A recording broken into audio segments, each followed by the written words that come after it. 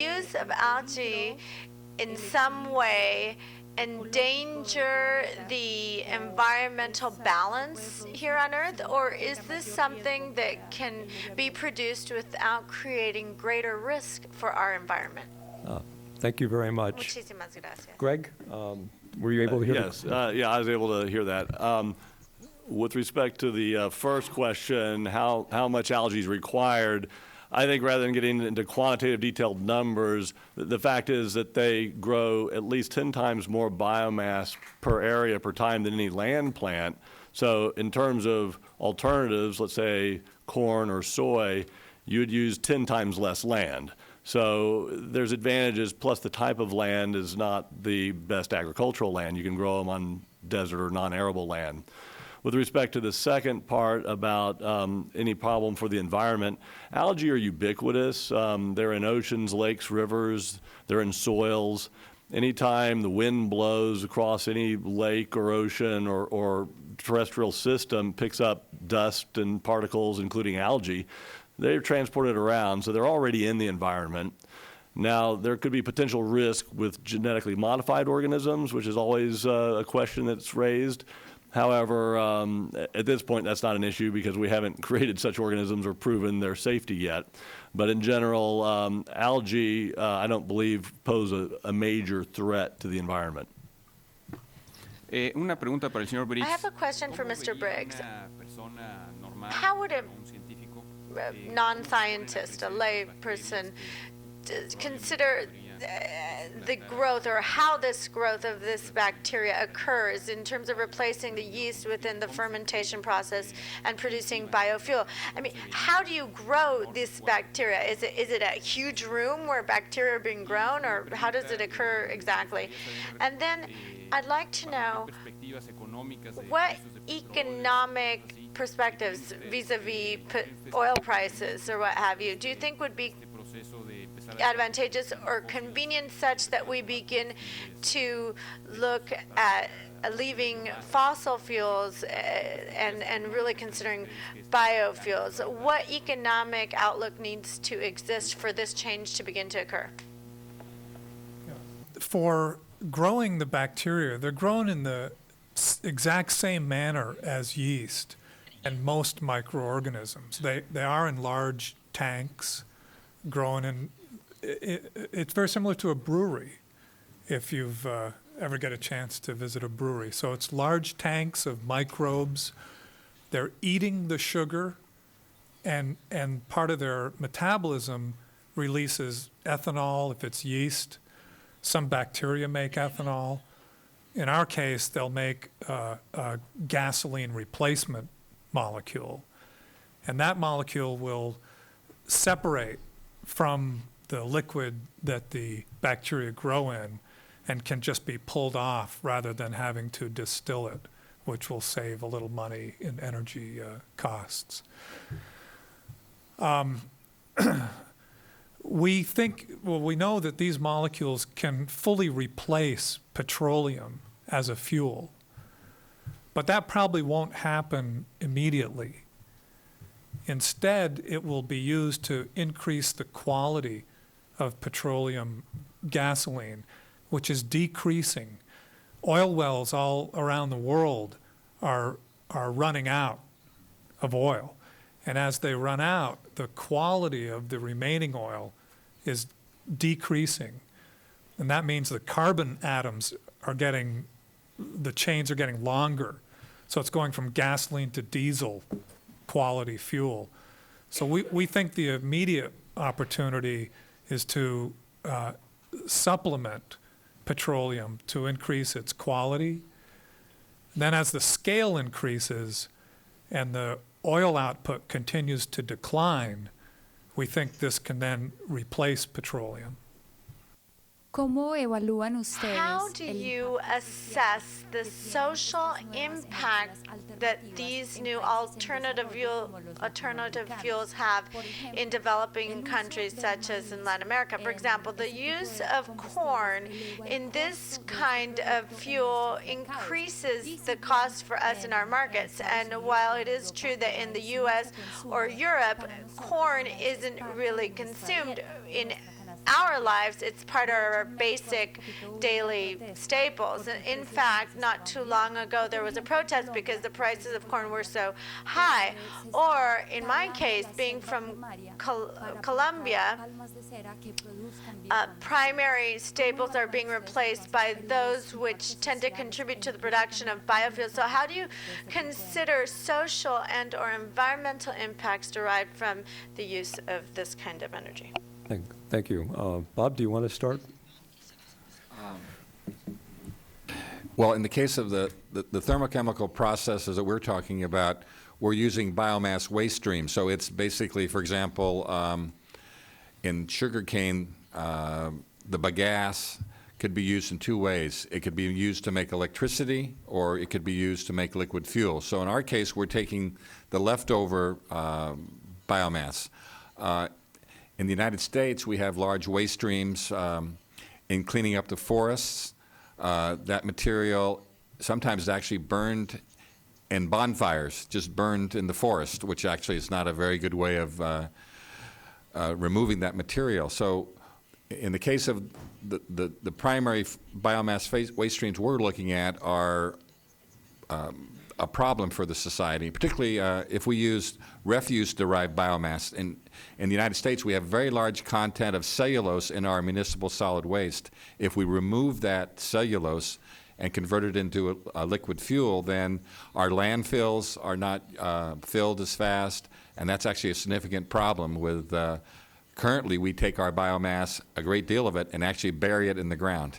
So obviously, instead of doing that, using it to fulfill a need in society in terms of our liquid fuels, and also extending the lifetimes of our landfills means we don't have to open new landfills that typically might be in underdeveloped areas, less economically viable areas. So to keep current landfills going and to provide fuel, I think is a benefit to society.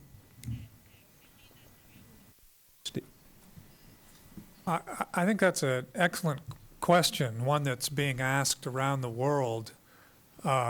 Ultimately, it's a social policy question more than a technical question, but it emphasizes the importance of agricultural research and the need to make all of our agricultural resources more productive so that for the same amount of land and water, we produce more food or more biomass and try to address this problem as much from the point of view of efficiency as simply allocating it to different uses. Obviously, energy independence and energy costs are also important priorities in addition to food. So I don't think we can choose one or the other. We need to solve both problems, and an important part of the solution is raising the productivity through agricultural research. Greg or Justin, either of you wanted to weigh in? Yeah, I agree with Steve. This is a very important fundamental question, and it relates also to other food crops like soybeans or other things and the pressure on the agricultural lands. And so the research that Steve was mentioning and these others have mentioned in terms of cellulosic conversion, that's why it's so important, because there's a lot of cellulose and it's not being utilized now. We don't eat the cellulose, and it's not being used for the fuel. So finding the methods to do that economically are very important, as well as looking for other alternative things. For example, algae, that only maybe 40–50% of algae would be useful for biofuels.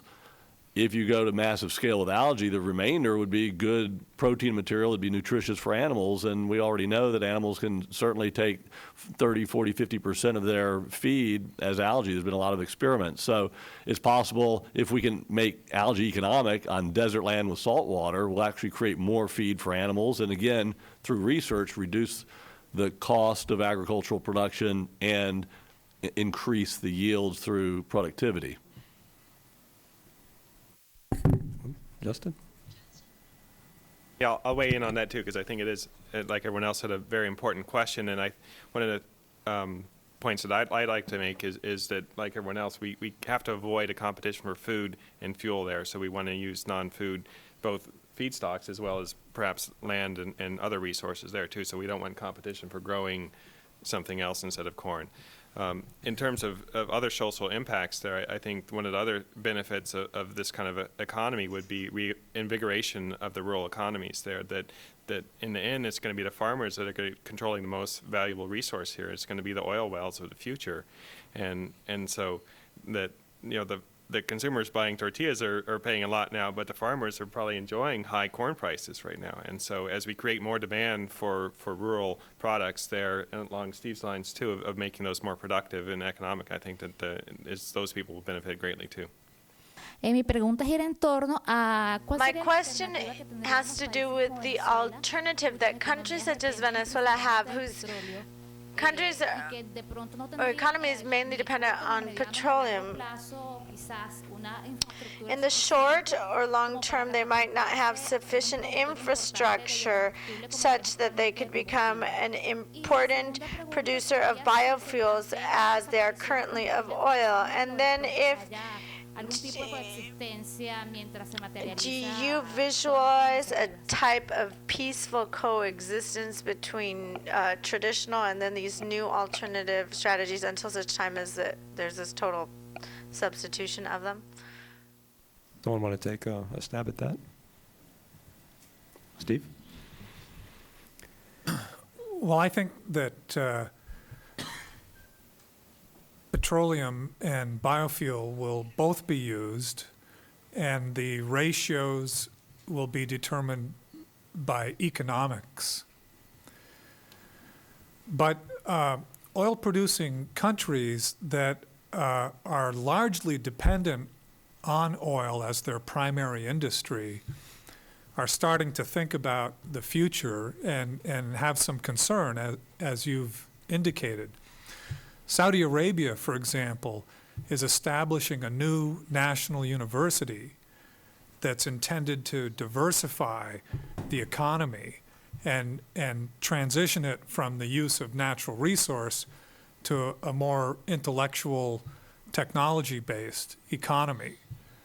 And I think if Saudi Arabia is concerned about it, probably everybody should be concerned. And it's not that expensive to invest in research, and the payback to the nation is very large.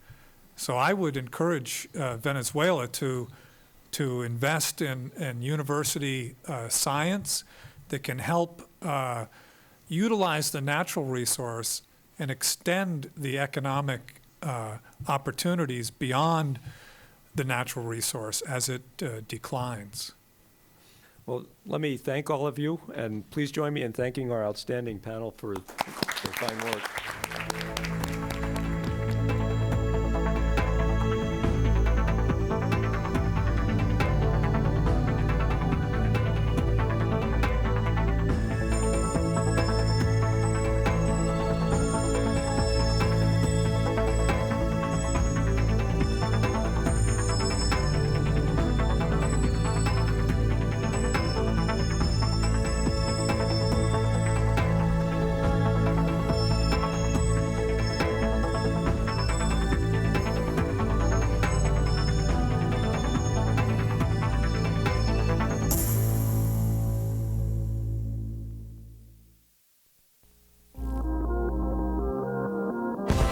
You're watching Primetime Wednesday science programming on UCSD TV. We'd like to hear what you think. Send us an email at ucsdtv@ucsd.edu or visit us online at www.ucsd.tv. Call our 24-hour viewer voicemail at 858-534-7076 or drop us a line at this address.